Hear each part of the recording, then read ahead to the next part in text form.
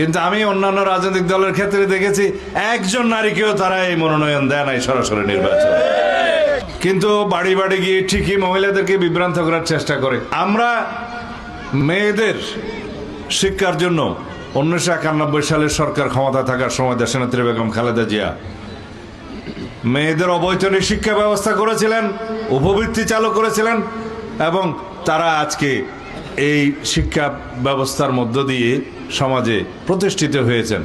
বাংলাদেশের নারী সমাজের অগ্রগতি হয়েছে, উন্নয়ন হয়েছে এবং শিক্ষিতের হার বেড়েছে নারীদের মধ্যে। আগামী সংসদে যে শতকরা 10 ভাগ সরাসরি নির্বাচনের জন্য নারীদের মনোনয়ন দিতে হবে, মহিলাদের মনোনয়ন দিতে হবে, এটা আমাদেরই প্রস্তাব।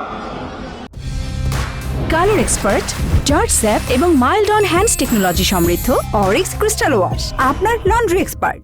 কিন্তু আমি অন্যান্য রাজনৈতিক দলের ক্ষেত্রে দেখেছি একজন নারীকেও তারা এই মনোনয়ন দেয় নাই সরাসরি নির্বাচন, কিন্তু বাড়ি বাড়ি গিয়ে ঠিকই মহিলাদেরকে বিভ্রান্ত করার চেষ্টা করে। আমরা বলেছি পরিবারের যিনি কর্ত্রী, প্রধান মহিলা, তার হাতে একটা ফ্যামিলি কার্ড দেব। এই ফ্যামিলি কার্ড অবশ্যই যারা দরিদ্র পরিবার তাদের কাছেই দেয়া হবে। তার মাধ্যমে তার পরিবারের সচ্ছলতা আসবে, স্বনির্ভরতা আসবে, তিনি মর্যাদাপ্রাপ্ত হবেন, নারীর নিরাপত্তা নিশ্চিত হবে, ক্ষমতায়ন হবে। এটা আমাদের সরাসরি কর্মসূচি।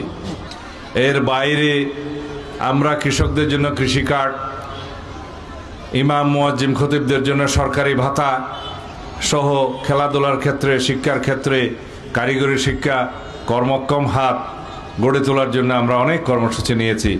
এর মধ্য দিয়ে আমাদের বক্তব্য হচ্ছে বিএনপির নীতি আছে, আদর্শ আছে, কর্মসূচি আছে, পরিকল্পনা আছে, প্রতিশ্রুতি আছে, এবং সেগুলো আমরা বাস্তবায়ন করব ইনশাআল্লাহ।